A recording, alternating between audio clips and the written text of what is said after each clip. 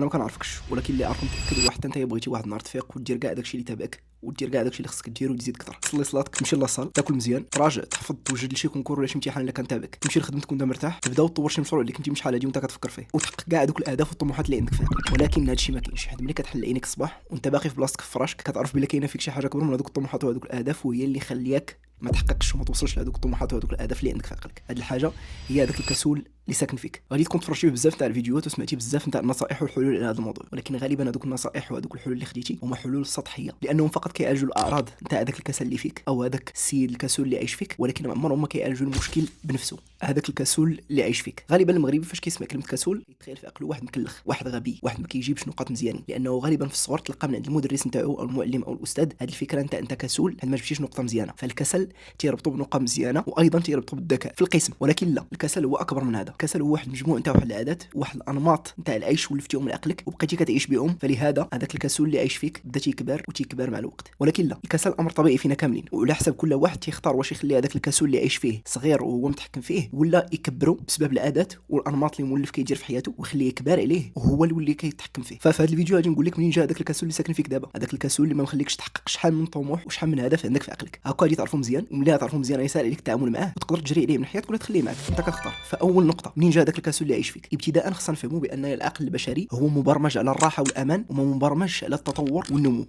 جبدنا كلمه الراحه. فاش كنقول الراحه كنعني بها منطقه الراحه، يعني اي حاجه كتخليك فرحان، اي حاجه كتخليك سعيد، اي حاجه كتبعد عليك القلق، كتبعد عليك الستريس، كتبعد عليك بزاف تاع التفكير، كتبعد عليك نشاط ذهني كبير. وايضا الامان، يعني اي حاجه ما فيهاش الريسك، اي حاجه ما فيهاش تخدم عقلك بزاف، اي حاجه ما فيهاش تحرق دمك بزاف، اي حاجه ما فيهاش المجهول، اي حاجه تقدر تشوف النتيجه نتاعها في اقرب وقت ممكن. وهنا ندوزو النقطة الثانية، وهي عقلك تيفضل المتعة اللحظية على المتعة طويلة المدى. يعني عقلك غادي يفضل يسكرولي على انه يهز الكتوبة، عقلك غادي يفضل في البلاي على انه يمشي لاصال، عقلك غادي يفضل يشعل التلفازة ويجبد شي فيلم على انه ينوض يلبس السبر ديالو ويمشي يجري، عقلك غادي يفضل ياكل ماكلة الزنقة موجودة على انه ينوض يطيب ماكلة صحية. وهذا الشيء كامل راجع لسبب واحد، هو انه هذا الشيء كامل كيقدم لك متعة لحظية سريعة دغيا تيوصل لها عقلك. فبالتالي عقلك ديما غادي يفضل هذه الراحة وهذا الامان وهذه الفرحة وهذه المتعة اللحظية اللي دغيا تيوصل لها على انه يحرق دمه مع شي حاجة اللي ما عارفش اصلا واش غادي يوصل لها ولا لا، مع شي حاجة اللي باقية بعيدة. يراجع دابا ويشوف الاخر نتاع العام نقطه نتاع الباك، يبدا هذا البيزنس دابا، ومن هنا واحد 4 سنين ولا 5 سنين غادي يشوف النتيجه نتاع البيزنس. هو ما يفكرش بحال هكا، غيبغيك ديما يكون في امان وفي واحد الراحه، فديما يبقى تيختار واحد المتعه اللحظيه. غادي يفضل يتفرج في افلام اباحيه على انه ينوض يصلي، غادي يفضل الناس على انه ينوض ويتوضا. وهنا كنفهموا اول بلاصه اللي يقدر يكون جالك منها هذاك الكسول اللي عايش فيك دابا ومعطل لك حياتك، هو انه انت ديما كنتي كتفضل المتعه اللحظيه والتمتع دابا على انك تصبر دابا وتتمتع من بعد. ثاني حاجه يقدر يديرها سبب هذاك الكسول باش يجي يسكن معاك هو المحيط ديالك. الا كان المحيط نتاعك عامر بالديستراكشنز والمشتتات تقبي عمرك ما تبدا شي حاجه، وما عمرك ما تقدر تبدا شي حاجه، وحتى الا بديتيها عمرك ما تقدر تكملها ولا تساليها، حيت انت ديما في تشتت وديما كتشوف شنو داروا الناس الاخرين وماشي اش درتي نتايا من السوشيال ميديا، وديما في واحد المقارنه داخل المجتمع، الشيء اللي كيشتت لك الانتباه على الهدف اللي بغيتي نتايا. شوف ولد خالتك اش دار، شوف ولد عمك اش دار، شوف ولد جيرانك اش دار، زائد سكرولين الميساجات نوتيفيكاسيون، هادشي كامل تيخليك ديما في واحد التشتت وعمرك ما تقدر تبدا شي حاجه، وحتى الا بديتيها ما تقدرش تركز فيها وتكملها حتى الاخر. فما تلومش هذاك الكسول اللي عايش فيك دابا ومحطم لك احلامك ومخليك توصل فين، حيت انت اللي ليه احسن الظروف باش يعيش معك احسن عيشه. ثالث بلاصه يقدر يكون جا منها هذاك الكسول اللي عايش فيك دابا،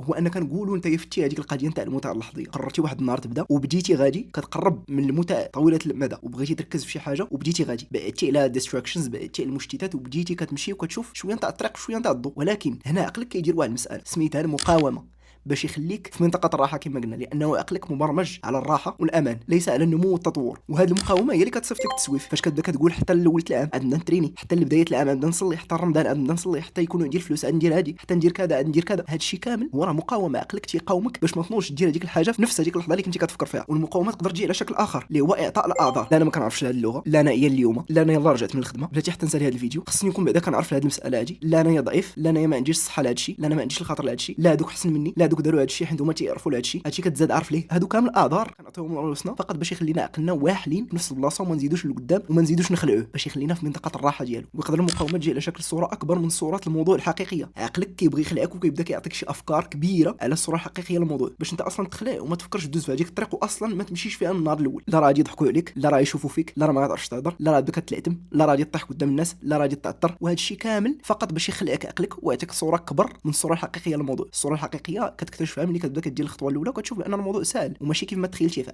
عقلك تيخلق باش يخليك في نفس البلاصه. رابع باب يقدر يكون كيدخل منه هذاك الكسول اللي دابا معطلك في حياتك وما مخليكش توصل للاهداف نتاعك، هو الاحباط المنعكس او الاحباط المنقول. فاش كنقول الاحباط المنعكس هو فاش كدوز بزاف نتاع التجارب وكتفشل فيهم وتيقول لي هذاك الفشل منعكس على التجارب اللي كتفكر فيهم المره الجايه.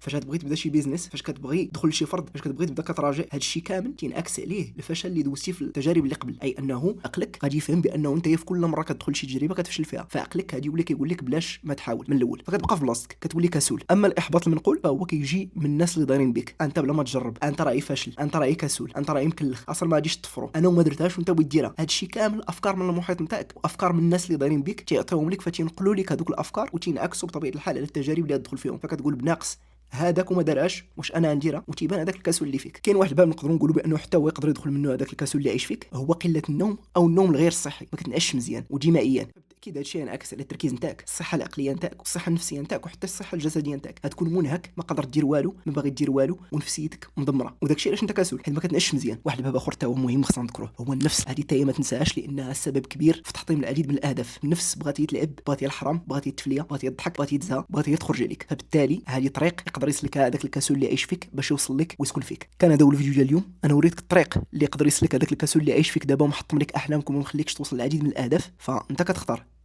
تقدر تجري عليه ولا تخليه يعيش معك وتبقى حاصل في نفس البلاصه. الله يسهل عليك.